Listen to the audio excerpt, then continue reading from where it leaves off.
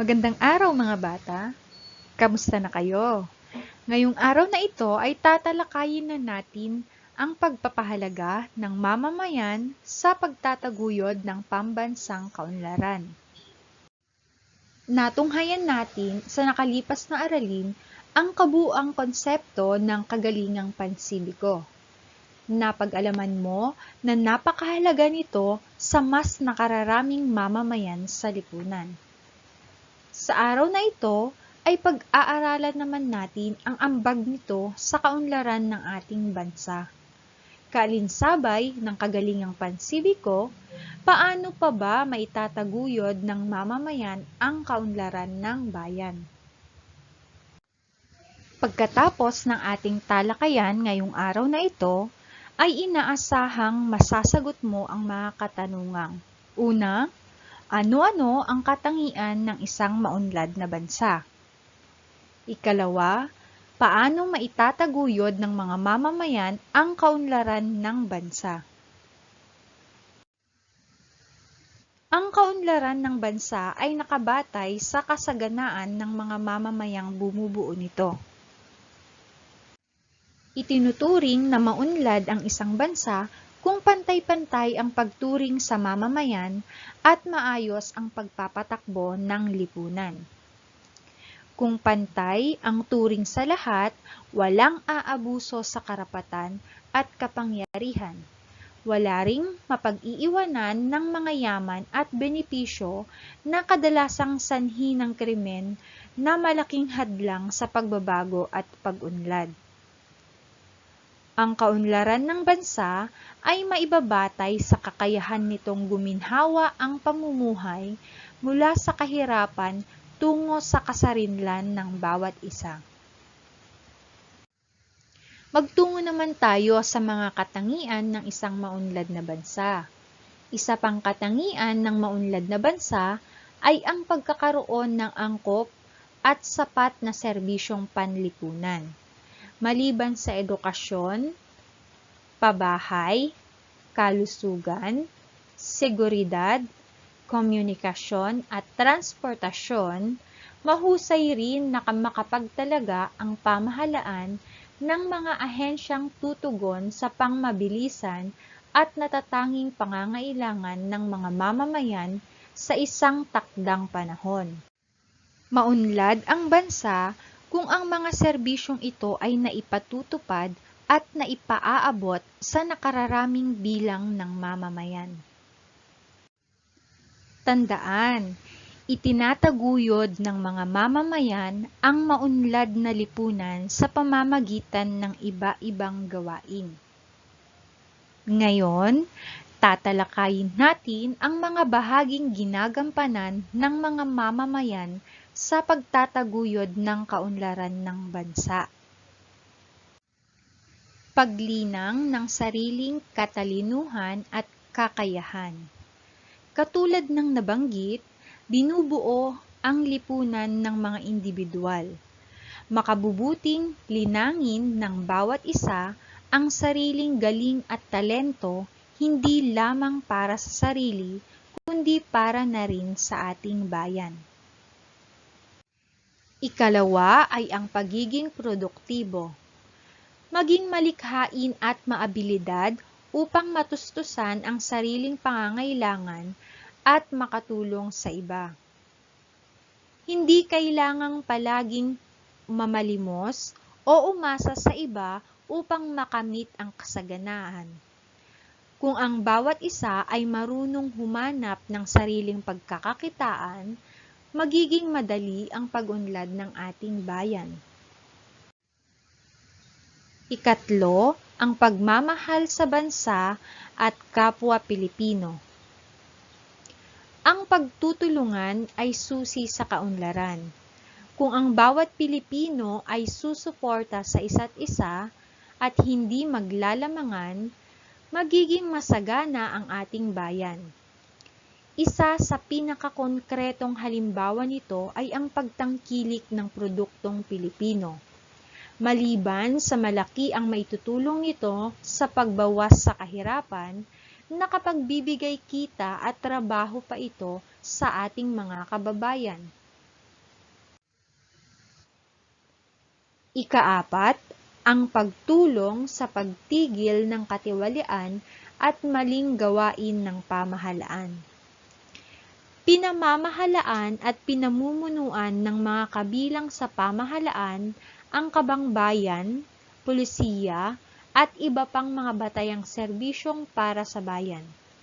Marapat lamang na tiyaking tapat at mahusay ang ating mga pinuno nang sa gayon ay magiging maayos ang takbo ng ating lipunan. Pagsunod sa mga batas. Binuo ang mga batas upang pangalagaan ang ating kapakanan, buhay, at ari-arian. Kung hindi igagalang ang batas, magugulo ang kaayusan ng ating bayan. Maging ang seguridad sa payapa at matiwasay na buhay ay maitataya. Marapat na sundin ito sa ikatatahimik, sagana, at maayos na paninirahan sa ating bayan. Pangangalaga sa kapaligiran at pamanang lahi. Inihahandog ng kalikasan ang lahat ng batayang pangangailangan upang mabuhay ang tao. Kaya naman, marapat lang na pangalagaan ito sa pamamagitan ng pagtitipid, pagpigil sa polusyon, paghihiwalay ng basura, at pagre-recycle. Tandaan, kailangan na kilalanin at ingatan ito hanggang sa susunod pa na salinlahi. Ang panghuli ay ang pag-iingat sa mga pampublikong gamit at lugar. Kapag sinabi nating pampublikong gamit at lugar, ito ay ang mga gusali at infrastruktura tulad ng mga kalsada at tulay, paliparan, at ospital na galing sa pagsisikap sa trabaho at pagpupunyagi sa kabuhayan ng mga Pilipino.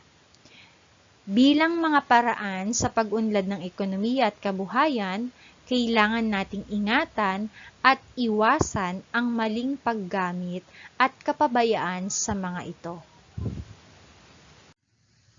Ang maunlad na bansa ay nangangahulugan ng pagkamit ng kasaganaan ng mga mamamayang bumubuo ng bansa. At tayo ang mga mamamayang iyon. Kinakailangan nating mapaunlad ang ating sarili upang maging kapaki-pakinabang na bahagi ng lipunan. Ang mga ginagampanan ng mga mamamayan bilang bahagi ng lipunan ay mahalagang kontribusyon sa pag-unlad ng isang bansa. Kailangang linangin ang sariling katalinuhan at kakayahan, maging produktibo, sumunod sa batas, bantayan ang katiwalian sa pamahalaan, pangalagaan ang kalikasan, at ingatan ang mga pampublikong gamit at lugar. Magtungo na tayo sa ating maikling pagsusulit. Lagyan ng check ang mga pangungusap na nagsasaad ng pagiging maunlad ng isang bansa at X kung hindi. Number 1. May mga nakatapos sa pag-aaral na umaalis sa bansa upang manilbihan sa ibang bansa. X. Number 2. Marami ang bilang ng hindi nakababasa at nakasusulat. X. Ito ay hindi nagpapakita ng isang maunlad na bansa. Number 3. Ang mga 15 taong gulang na kabataang pababa ay pinagtatrabaho. Ang sagot ay X. Dapat sila ay nag-aaral pa lamang. Number 4. Masaya ang nakararaming mamamayan na nanunungkulan sa pamahalaan. Check. Kapag masaya ang mga nakatira sa isang bansa, ang bansang iyon ay magiging maunlad. Number 5. Sapat at makatwiran ang kinikita ng mga tao. Check. Sa pamamagitan nito, ay hindi na kailangang mag-ibang bansa pa ang mga tao dahil sapat at makatwiran ang kinikita nila sa ating bansa. Number 6. Laganap ang rebelyon at krimen sa mga lalawigan. Ang sagot ay X. Hindi ito nagpapakita ng isang maunlad na bansa. Number 7. Maraming dayuhan ang dumadalaw at namumuhunan sa ating bansa. Ang tamang sagot ay check. Dahil nakatutulong ito sa ating ekonomiya. Number 8. Naaabuso ang mga likas na yaman. X. Imbis na abusuhin, ay dapat nating pangalagaan ang ating likas na yaman. Number 9. Hindi nakikinig sa Pangulo ng Bansa at hindi sinusunod ang mga batas.